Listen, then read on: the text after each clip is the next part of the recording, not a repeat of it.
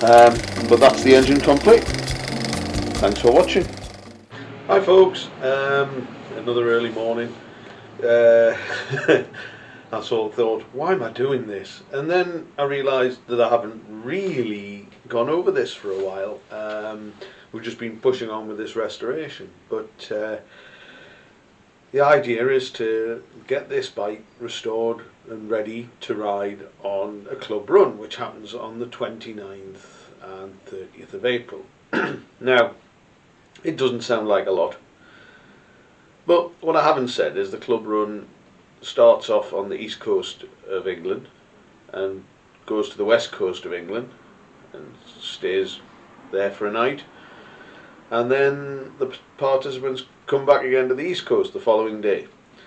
So it's like a coast to coast to coast. Now this is run by the Northumbrian section of the Vintage Motorcycle Club. It's usually a pretty heavily subscribed run, very popular, fantastic scenery, fantastic routes, and the Saturday is quite a gentle route, following Hadrian's Wall-ish from Tynemouth in the east, over to St Bees in the west. Now we part company with the Wall fairly well over to the west side, but we stay there, and then on the Sunday we come back over the passes and so on. So it's a good test for a bike. It's the first major run of the riding season really for us, and it's always a good shakedown for everybody's projects they've been doing over the winter or fettling and what have you. So so it's quite a bit to ask of a bike that's just been put together. It's a test. Certainly it's going to be 250 miles over 2 days. So this bike needs to be finished in time to give it a little bit of a shakedown before we try that, just to iron out any major issues or anything, and to make sure everything's running the way it should be. And with all these things, we're dealing with things that are 100 years old, and we don't know how serviceable they're going to be. We think they're going to be all right. You get into it and suddenly they're a load of rubbish. So yeah, there's a bit to do. Now let's look at the calendar. Got the bike on the 14th, didn't really look at it for a few days, had a look at it, decided to do this 5-week build, and when just about halfway through, we're nearly 2.5 weeks into it, and we haven't started putting anything together yet. So it's getting on for squeaky bum time for a couple of things. Clutch is sent off, but the tank isn't painted yet. Well, if you remember, we had a bit of a setback with that. So the tank is undercoated, and we'll hopefully get it top coated and baked and to be lined next week or late. Well, we now have Easter weekend, so we lose some days for people who are going to do some work. So it's going to be next week, and then I'm going to get it back, and then I'm going to have to lacquer it. And we want it to settle for as long as we can before we put any fuel in it. So yeah, we've got a bit of a concern on that one. That's really going to be the biggest thing so far. Things that have been going on sort of in the background. We cleaned up the bracket for the gear shift, and done some paint, some undercoating of some of the items that wanted a bit more work, and finished machining the sprockets to send them off so the clutch can be done. So yeah, we're pushing on. Today I'm going to have a good look at the engine and do some more painting. There's the stuff that needs undercoating and painting needs sanding back and undercoating and sanding back and undercoating and sanding back and undercoating until we're ready for a top coat. And the tank in particular, if it's not done well, it's going to look dreadful. So there's a lot of work in that. While I'm doing that, in between coats of paint drying, I'm going to get the engine done. Now, again, we think the engine's all right. to a degree. We know the bottom end's been done on it, so it's had a new big end bearing, it's had new main bearings in it, but it's been stood for a little bit, so we're going to split it and have a look. The barrel, once further investigation, just check the valves, valve guides, valve seats, and while I'm on, it's been painted, and it's a bit thicker paint. I suspect it's because there was paint on it before and it's been painted on top of paint over the years. It looks alright, but I would rather get it blasted back to sort of metal and then paint it. So I'm going to get it blasted back to metal. I'm going to have a look at it, give it a light deglaze on the inside. It certainly doesn't look like there's any wear in it, and the ring gap looked fine, which of course I'll double check again, but it's ready for my mind to just make sure the valves and everything are right, and then that should be good to go. Now, okay, adding all these things together, if the bottom end's okay, and the barrel's okay, and the piston's okay, and the rings are okay, it should just go together fairly straightforward. We should be on with this done in a day. But the things are never straightforward. So let's get into that and have a look now, and hopefully by the end of the day we'll have something that resembles a built engine. Thanks for watching.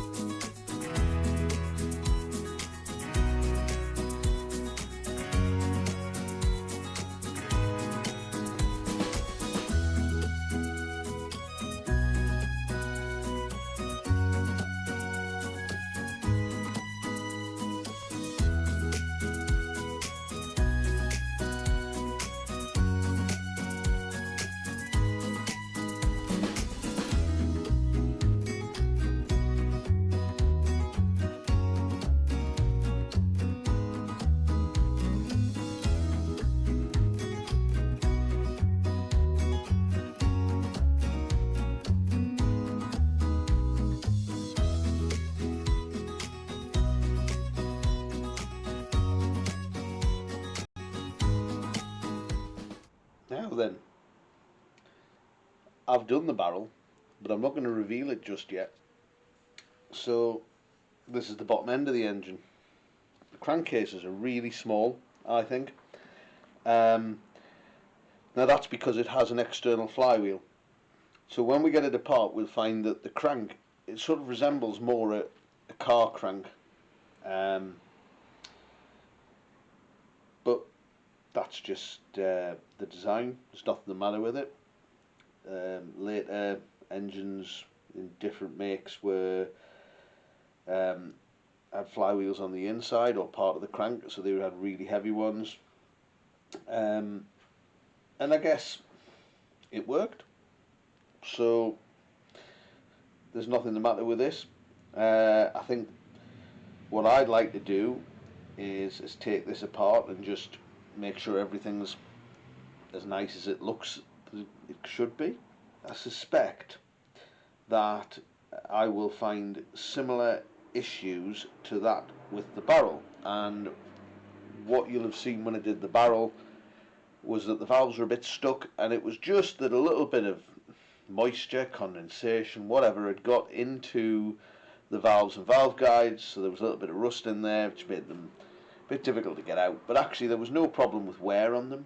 There was no problem with the inside of the barrel. That looked fine, quick deglaze, and it looked great. And so I'm quite happy with that.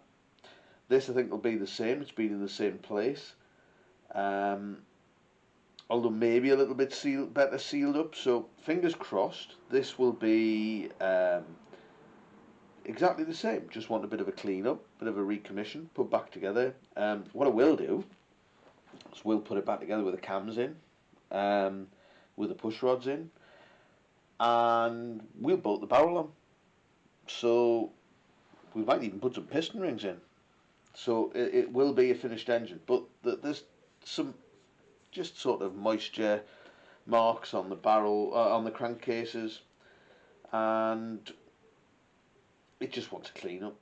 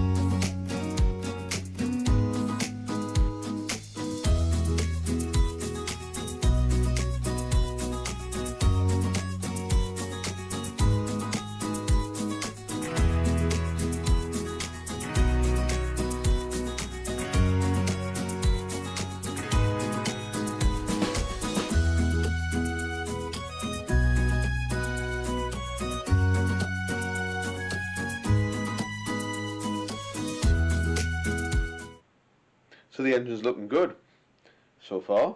Light polish, just nothing too much, just to make it look a bit clean. All assembled okay. Little bit of toing and froing with bits of it, but yeah, fine. Now I promised you a view of the barrel.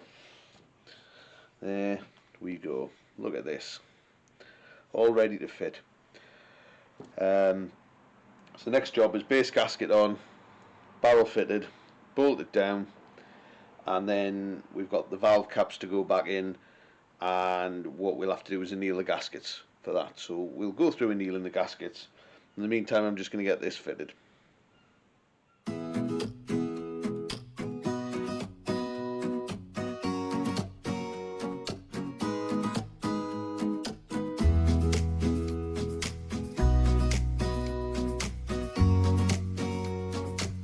going to anneal these copper gaskets now for the valve caps.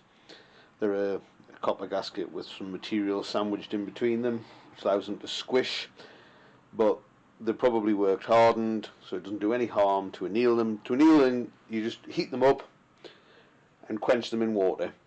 So here we have a tin of water, and here we have a blowtorch. So I'll do these. Hope you enjoy.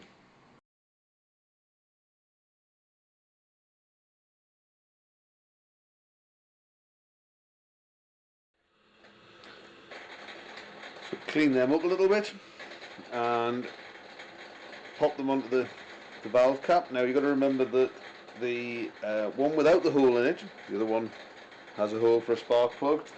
The one without the hole goes over the exhaust valve. The spark plug goes over the inlet valve. So that's the inlet where the carb goes on, inlet valve. This is the one with the hole.